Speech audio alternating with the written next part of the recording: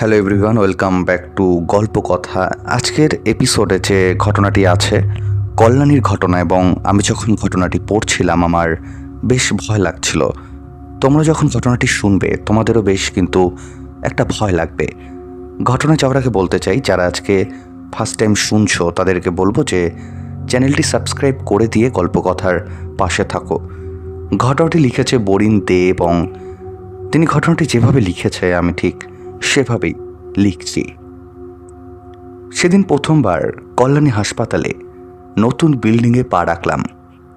সেদিন মেল ওয়ার্ডে আমার ছোট কাকা ভর্তি, তাই ওইখানে গিয়ে দেখলাম কাকার বন্ধুরাও হাজির।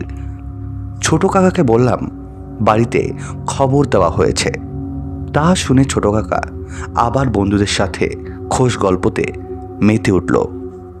আমি কি করি ভাবতে ভাবতে ভাবলাম হাসপাতালে একটু ঘুরে দেখি। আসলে নতুন বিল্ডিংয়ে অনেক আলো আর প্রচুর লোক। রুগীদের আত্মীয় নার্স আয়া, তাই বুকে একটু বল পেলাম।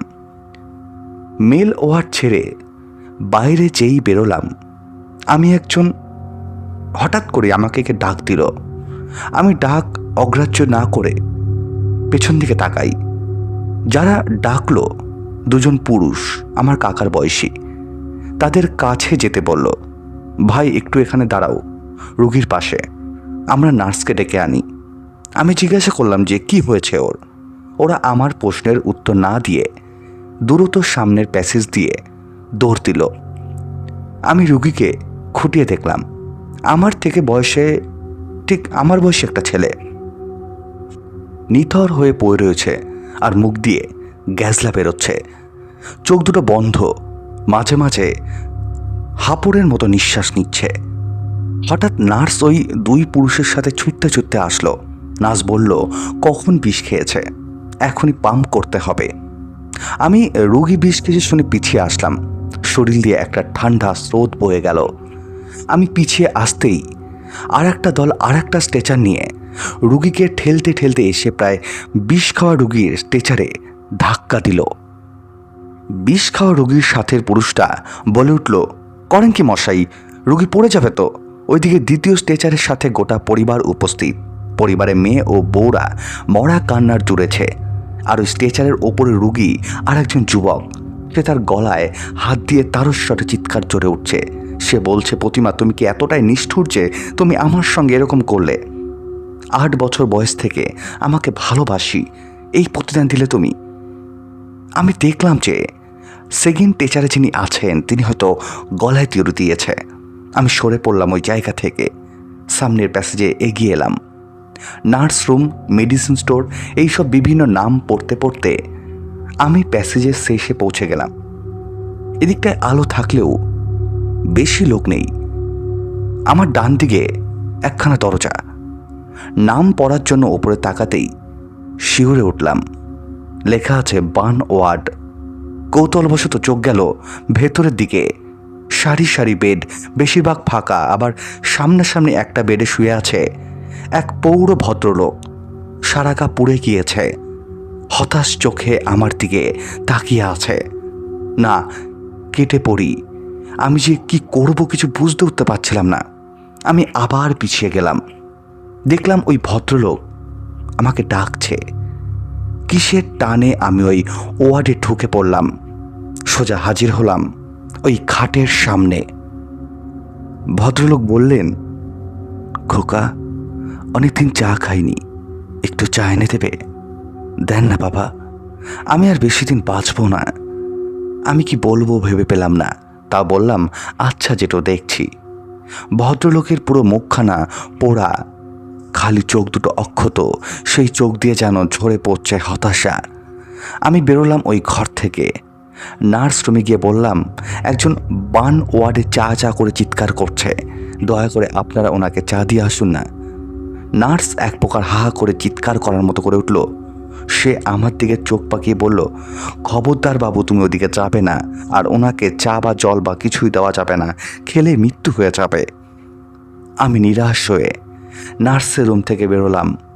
মনে পড়ল ঢোকার মুখে পুরনো বার্ন ওয়ার্ডে এক অশরীরী কণ্ঠ আমার থেকে জল চেয়েছিল। বেরোতেই প্যাসেজের শেষ রুম থেকে ফের ভেসে এলো হাহাকার। ও নার্স ও সিস্টার আমাকে এক গ্লাস চা দেন না। আমি এর আগে আমার পরিবারের আমার দাদুর মৃত্যু দেখেছি। তখন দেখেছিলাম মরার আগে মুখের সামান্য জল দেওয়া হয়। ওই বার্ন ওয়ার্ডের মানুষটা অচেনা হলেও উনি যেরকমভাবে বললেন যে উনি মরে যাবেন, উনি চা খেতে চান, আমার মনে ওই কথাগুলো ছাপ ফেলে দিয়েছিল। আমি ভাবলাম যেমন করেই হোক চা জোগাড় করে খাওয়াবই। তাই আমি হেঁটে চলে গেলাম মেল ওয়ার্ডে, যেখানে ছোট কাকা ভর্তি। কাকাকে বললাম, তোমরা চা খাবে? ছোট কাকা বলল, খাবার তো ইচ্ছা আছে, তুই আনবি কী করে? কাকার এক বন্ধু শিবু কাকা বলল, শোন দীপু, নিচে লোকেদের জিজ্ঞাসা করবি পচার চায়ের দোকান কোনটা, ওখানে গিয়ে ওই 10 টাকা দিয়ে চা দিতে বলবি, আর আমার নাম বলবি শিবু পাঠিয়েছে। শিবু কাকার কথা মতো চা আনলাম, কাকাদের দিলাম। কাকারা আমাকে এক ভার দিল। ওই ভার নিয়ে আমি সাবধানে চললাম বার্ন ওয়ার্ডের দিকে। যেতে গেলে নার্স রুম তো পড়তেই হবে। আমি দেখলাম নার্সরা কি লেখালেখিতে ব্যস্ত, আমাকে আর পায়কে। আমি চায়ের ভার নিয়ে সোজা ঢুকে পড়লাম বার্ন ওয়ার্ডে। সোজা হাজির হলাম ওনার খাটে। উনি ওই পোড়া মুখ নিয়েই এক প্রকার ভয়ঙ্কর হাসি মুখ করলেন। আমায় বললেন, খোকা নিয়ে এসেছিস, দে খোকা দে। আমি চায়ের ভারখানা নিয়ে হাত বাড়াতে উনি নিয়ে নিলেন, আর ওনার ওই দগ্ধ পড়া হাত দিয়ে কাঁপতে কাঁপতে কোনো রকম চায়ের ভারে এক কার চুমুক দিলেন, আর তারপর মুখ থুবড়ে পড়লেন বিছানার ওপর। চায়ের ফোঁটা ভিজিয়ে দিল বিছানা। আমি বুঝতে পারলাম যে ওনার মৃত্যু হয়েছে। আমি ছুটে গেলাম নার্সরুমে। ওই বার্ন ওয়ার্ডের রুগীটা বোধ হয় আর নেই। এক বয়স্ক নার্স ছুটে গেলেন, নাড়ি টিপে দেখলেন, আর একটাও দেখলেন যে বিছানায় সর্বত্র চা ছড়ানো। তিনি বললেন, হ্যাঁ মরে গিয়েছে, তুমি কি করে জানলে? আর ইনাকে চা দিয়েছে কে? আমাকে বলো, তুমি কি চা এনে দিয়ে মেরেই ফেলেছ? আমার বুকখানা ধরাস করে উঠল। আমি ধীরে ধীরে সেখান থেকে কেটে পড়ি। ওখান থেকে কেটে পড়লে মেল ওয়ার্ডে ঢুকলাম, যেখানে আমার কাকা শিবু কাকা বলে, দীপু আমরা আজ এখানে থাকবো, তুই বাড়ি চলে যা। আমি কাকার দিকে তাকালাম। কাকা বলল, মাকে বলিস আমি ঠিক আছি, আর বলিস চিন্তা না করতে, যা এখন 9টা বাজে। তখন রাত সত্যি 9টা বেজে গেছে। রাত 9টার হাসপাতাল, মানুষজন কমে এসেছে। ওয়ার্ড থেকে বেরিয়ে প্যাসেজে হাঁটছি। দেখলাম দূরে সিঁড়ির ওপরে লাইটগুলো বন্ধ হয়ে গিয়েছে। সিঁড়ির আগে গিয়ে থমকে দাঁড়ালাম। ভাবলাম এই অন্ধকার সিঁড়ি দিয়ে নামবো কি করে। পরক্ষণে মনে পড়ল ট্রেন ধরলে তাড়াতাড়ি এগোতে হবে, তাই নেমেই পড়লাম সিঁড়িটা। অন্ধকার সিঁড়ি, তাই আস্তে আস্তে নামছি। হঠাৎ মনে হলো কে যেন পেছন পেছন নামছে। পায়ের শব্দ পেলাম। ঘুরে তাকানোর জো নেই, কারণ অন্ধকারের মধ্যে কিছু দেখতে পাবো না। আবার সিঁড়ি ভাঙার আওয়াজ। আমি জিজ্ঞাসা করলাম, কোনো উত্তর নেই। হঠাৎ আরও পায়ে হাঁটার শব্দ। এবার মনে হচ্ছে কারা যেন দৌড়ে দৌড়ে নামছে। আমি এবার খুব ভয় পেয়ে গেলাম।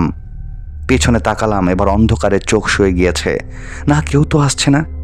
হঠাৎ সামনে টর্চে জড়ালো আলো, আর সেই পূর্বের পরিচিত হওয়া ডাক্তারবাবুর গলা। কি খোকা, কোথায় যাচ্ছ একা একা? আমি বললাম, বাড়ি যাচ্ছি স্যার। ডাক্তার বললেন, হ্যাঁ খোকা, সোজা বাড়ি চলে যাও।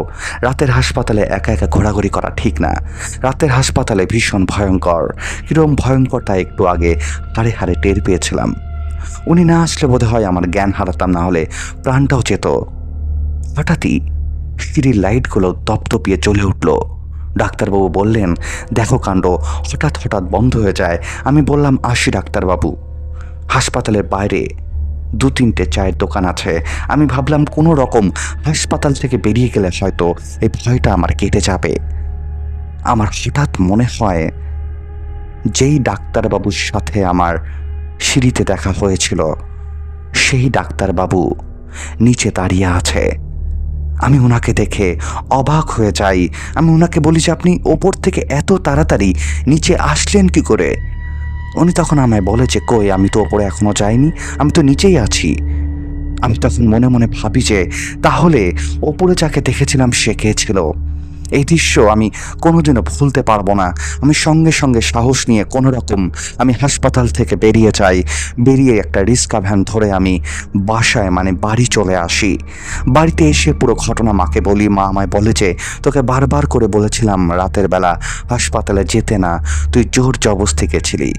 এরপরে আমার বেশ কিছুদিন জ্বর আসে এবং এতটাই জ্বর এসেছিল যে আমাকে হাসপাতালে ভর্তি করতে বলেছিল, কিন্তু আমি হাসপাতালে ভর্তি হতে চাইনি এবং আমার বাড়ির লোকও আমাকে হাসপাতালে ভর্তি করতে দেয়নি, কারণ আমাকে যদি হাসপাতালে ভর্তি করা হতো আমি আরও অসুস্থ হয়ে পড়তাম। এটাই ছিল ঘটনা। প্রথম ঘটনাটা কিন্তু বেশ অদ্ভুত ছিল। তোমাদের কেমন লাগলো অবশ্যই কিন্তু কমেন্ট করে জানিয়ে দাও। এবং যারা আজকে ফার্স্ট টাইম গল্পকথার ঘটনা শুনছো তাদেরকে বলবো যে চ্যানেলটি সাবস্ক্রাইব করে গল্পকথার পাশে থাকো এবং ঘটনা শোনার সাথে সাথে লাইক আর কমেন্ট করতে ভুলো না। এবং বলে রাখি, গল্পকথা কিন্তু কোনো রকম কুসংস্কারকে প্রমোট করে না। আমরা ঘটনাগুলি শুধুমাত্র কিন্তু এন্টারটেনমেন্ট হিসেবেই বলি। আশা করব গল্পকথার পরিবারের যত সদস্যরা আছো তারাও কিন্তু ঘটনাগুলিকে শুধুমাত্র এন্টারটেনমেন্ট হিসেবেই গ্রহণ করবে। কেমন লাগলো আজকের ঘটনাটি? চলে যাবো আজকের দ্বিতীয় ঘটনায় যাওয়ার আগে বলতে চাই যে আমাদের সপ্তাহে 3 দিন ভিডিও আসে। আমি চাইছি যে যেহেতু আমাদের ভিডিও রিচ এতটাই কমে গেছে, আমি তাই চাইছি যে 3 দিনের জায়গায় 2 দিন করে দেবো। এটা তোমাদেরকে আমি বলে দিই, কারণ রিচ এতটাই কমে গেছে সত্যি কথা বলতে, যে ভিডিওতে যেখানে 2000-3000 ভিউজ আসতো সেখানে হয়তো 1300-1500 মতো ভিউজ আসে। আমি তাই ভাবছি যে একটু সময় নিই আজকের পর থেকে। আজকে মঙ্গলবারে আমি ঘটনাটা রেকর্ড করছি। আমি দেখবো যে আগের দিন যে রবিবারে ঘটনাটা পোস্ট করেছিলাম সেটার ভিউজ কেমন আসে, সেই হিসাবে আমি এটা পোস্ট করবো। নাহলে আজকের এপিসোডটা তোমরা শুনতে পারবে শুক্রবারে। আগে যেরকম শুক্রবার আর রবিবার ঘটনা আসতো আমি সেটাই রেখে দেবো, শুক্র আর রবিবার ঘটনা দেবো, কারণ 3টে করে ঘটনা দিতাম তোমাদেরকে, কিন্তু এতটাই রিচ কমে গেছে তার ফলে সম্ভব হচ্ছে না। তো চলে যাবো আজকের দ্বিতীয় ঘটনায়। আজকের দ্বিতীয় ঘটনাটাও কিন্তু বেশ ভয়ের। চলে যাচ্ছি আজকের দ্বিতীয় ঘটনায়। আজকে যে দ্বিতীয় ঘটনাটি আছে লিখেছে অর্ক চ্যাটার্জি। তিনি যেভাবে লিখেছে ঘটনাটি আমি ঠিক সেভাবেই পড়ছি। এই ঘটনাটার সাক্ষী আমার এক মামা নিজে। ঘটনাটা করোনা অতিমারি 2 বছর আগে, মানে 2018 সালের। তাই আরও বেশি কিছু না বলেই ঘটনাটা এখানে শুরু করি।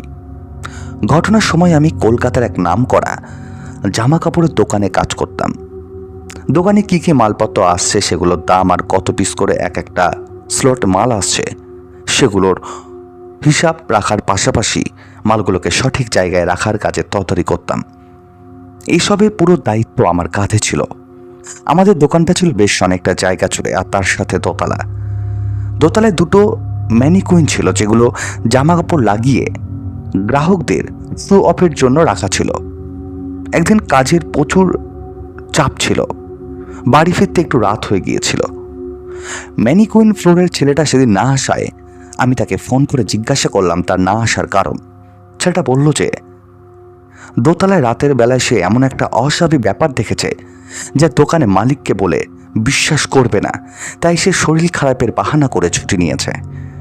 দোকান মালিক আমাকে দায়িত্ব দিয়েছিলেন যাওয়ার আগে দোতলার সব জিনিসপত্র ঠিকঠাক আছে কিনা সেগুলোকে একবার চেক করে নেওয়ার জন্য। দোতলায় দেখতে যাচ্ছিলাম, এমন সময় আমি সেখানে কিছু একটা অদ্ভুত শব্দ পেলাম। দোতলায় উঠে দেখলাম যে ম্যানিকুইন 2টো যেন হঠাৎ করেই নিজে থেকেই হাঁটতে শুরু করলো। আমি নিজের চোখ দুটো কচলে আরও একবার দেখলাম যে সত্যি আমি ঠিক দেখছি কিনা। দেখলাম হ্যাঁ, ম্যানিকুইন 2টো সত্যি হাঁটাচলা করছে আর বিড়বিড় করে নিজেদের মধ্যে কী সব যেন বলেই চলেছে। আমি এখানে বলে রাখি, ম্যানিকুইন মানে যে জামা কাপড়ের দোকানে যে মূর্তিগুলো থাকে যার উপর কাপড় পরানো হয়। এই দৃশ্য দেখে আমার পিঠে চমকে যাওয়ার জোগাড় হলো। আমি মাটিতে পড়ে গেলাম আর সেই শব্দে ম্যানিকুইন 2টো আমার দিকে তাকিয়ে কাঠের হাতগুলো বাড়িয়ে এগোতে লাগলো, যেন তাদের সেই আসল রূপ দেখে আমি কোনো অন্যায় করে ফেলেছি, ফলে আমাকে খেয়েই ফেলবে এমন একটা ভাব। কোনো মতে সেখান থেকে নিচে নেমে আমি বাড়ির দিকে রওনা দিলাম। এই দৃশ্য এরপর দোকানে আরও 2-3 জন দেখার পর পরিস্থিতি আয়ত্তের বাইরে চলে যেতে দেখে আমরা সকলে মিলে দোকান মালিককে ব্যাপারটা জানায়। উনি প্রথমে হেসে উড়িয়ে দিতে চাইলেও আমাদের জোরাজুরিতে পরে রাজি হয়ে একটা ঠাকুরমশাইকে ডেকে দোকানে শান্তিযজ্ঞের আয়োজন করান। ম্যানিকুইন দুটোকে দেখে ঠাকুরমশাই বলেন যে সেগুলো কোনো সাধারণ ম্যানিকুইন, সেগুলো অভিশপ্ত, মানে তাকে শয়তানি শক্তির প্রভাব আছে। উনি পুরো দোকানে শান্তির জল ছিটিয়ে পুজো দিয়ে আমাদের বলেন যে ম্যানিকুইন দুটোকে যেভাবেই হোক নষ্ট করতে, যাতে এই দোকান শয়তানি শক্তির প্রভাবমুক্ত হয়, তা না হলে যে কোনো সময় যে কারোর প্রাণ যেতে পারে। ওনার কথা মতো ম্যানিকুইন দুটোকে সেই মুহূর্তে নষ্ট করে দেওয়া হলো, আগুন দিয়ে পুড়িয়ে দেওয়া হয় এবং তারপর থেকে আর কোনো রকম সেরকম ঘটনা সেই সেখানে আর হয়নি। এটাই ছিল ঘটনা। যদি ভালো লেগে থাকে অবশ্যই পড়ে শুনি। আজকের দ্বিতীয় ঘটনাটাও বেশ অদ্ভুত ছিল।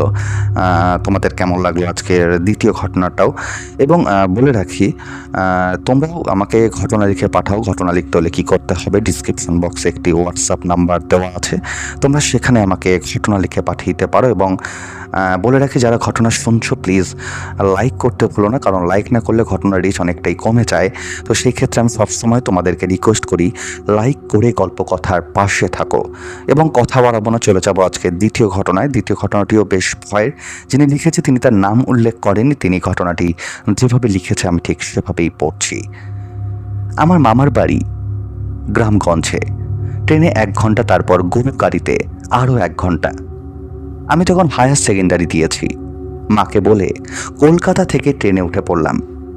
আমার মামার বাড়ি তখনও যৌথ পরিবার, দাদু দিদিমা 3 মামা, বড় আর মেজ মামা 2টি করে সন্তান। ছোট মামার সবে বিবাহ হয়েছে, এছাড়া 3 মামিও আছে। বাবা একটা টেলিগ্রাম করে দিল, আমি স্টেশনে নেমে একটা গরুর গাড়িতে চড়ে বসলাম। তখন দুপুর 12টা বাজছে। মামাদের প্রচুর ধান জমি আর দিঘি, মাছ তোলা হয়, বাড়ির জন্য রেখে বাকি সব হাটে চালান হয়। ধানেরও সেই একই ব্যবস্থা। কালী পুজোর সময় খুব ধুমধামে পুজো হয়। বড় মামার ছেলে আমার বয়সী। যাই হোক, আমি গরুর গাড়িতে বসে ঢুলতে লাগলাম।